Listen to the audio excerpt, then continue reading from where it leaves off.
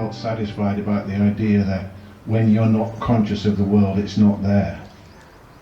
Because there is the eye is not aware of the world being there, but my body is aware of the bed on a subconscious level, aware of my breath on an unconscious level. So there is awareness, it's just that the eye isn't conscious of it. Yeah, you see, in the philosophy of Advaita-Vedanta, there is an answer, a very technical answer to that, because they bring in the cosmic mind. You see, you have the individual mind and the cosmic mind. Huh? But it doesn't matter for our purpose. What is important here is what we experience in our own subjectivity. See that the world that you believe is there is actually a construction in the mind. Created by, first of all, some data that seems to come from outside through the five senses, and then the interpretation of this data. But what you see is an image. It's an imagination. It's purely in mind. So, and that is the purpose of this. You see? So it is true, as you say, that in deep sleep, still an awareness of the world is there. And the proof is that you can wake up someone who is in deep sleep. So if you can awake someone who is in deep sleep, that means that there's still some awareness in the one who is sleeping in deep sleep. Otherwise he would or she would not awake. See, different philosophical systems have different presentation of this, like in Kashmir Shaivism it is different.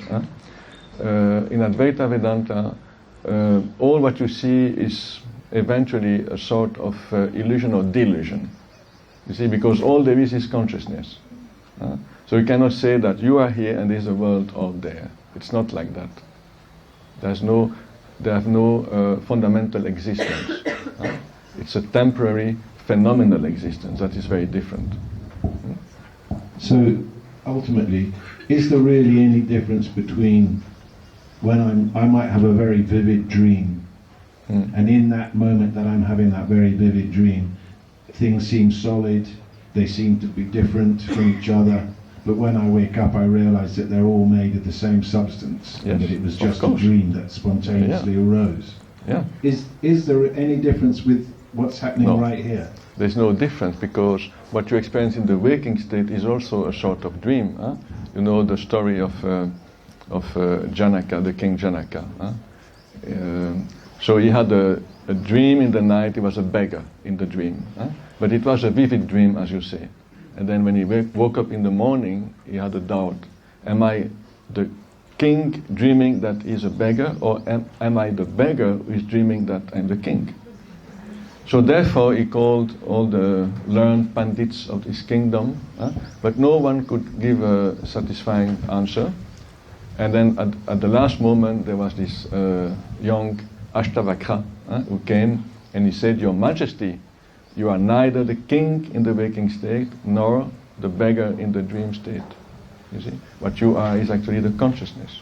There is only consciousness." So then he recognized his guru, and then a dialogue unfolded, and that is the Ashtavakra Gita, the dialogue between sage Ashtavakra and King Janaka. So, you see, Advaita-Vedanta really scrutinizes and analyzes our subjectivity, you see. The purpose here is to find the ultimate subject. The ultimate subject.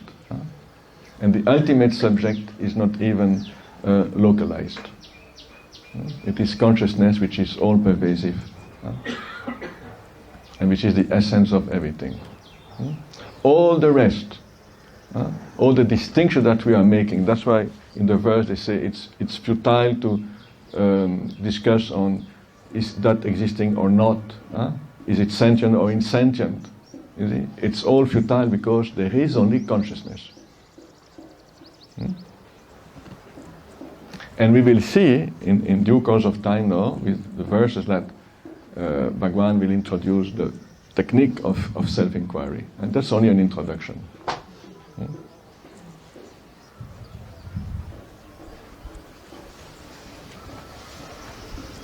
What you really are is not a person. So what you really are is unborn and can never die, of course. It is everywhere, it is everything, and it is nothing.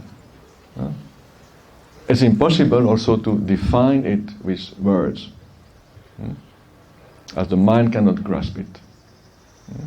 The mind can only surrender. And so the highest truth can only be conveyed in silence. You cannot perceive it, neither can you conceive it. So don't try to understand the truth. You are the truth.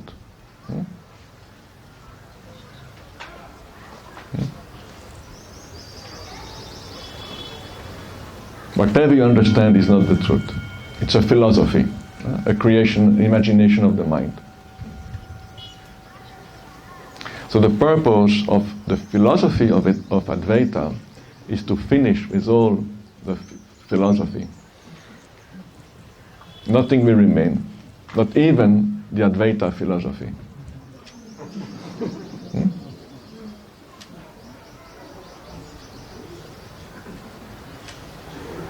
It's just a means to cross the ocean of samsara, the ocean of illusion. We call it right understanding. And then at the end, there's nothing to be understood.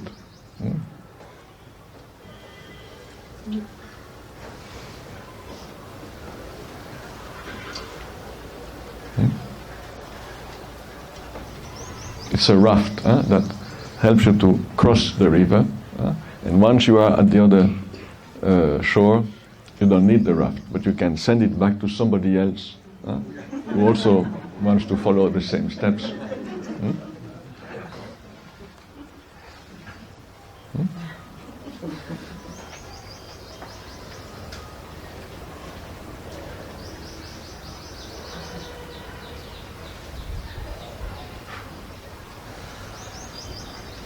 And it's such a wonder, because that which cannot be expressed, cannot be formulated, is in a way formulated in our non-dual philosophies. There are several non-dual philosophies. Like in Hinduism you have different schools, like of course Advaita-Vedanta, Kashmiri Shaivism, and a few other. And it is there in Buddhism, of course, in Zen tradition, in Dzogchen tradition, in Taoism also.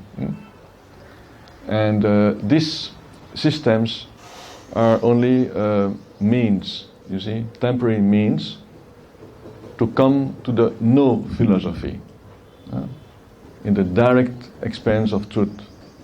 There can't be any objective knowledge. That's called the aparoksha gyan, the direct, immediate knowledge. It's not conceptual.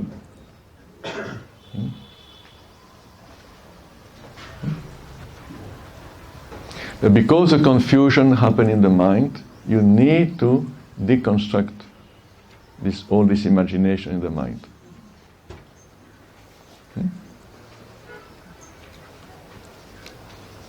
We have to finish all our beliefs. So the beliefs are actually the obstacle. What you believe you are.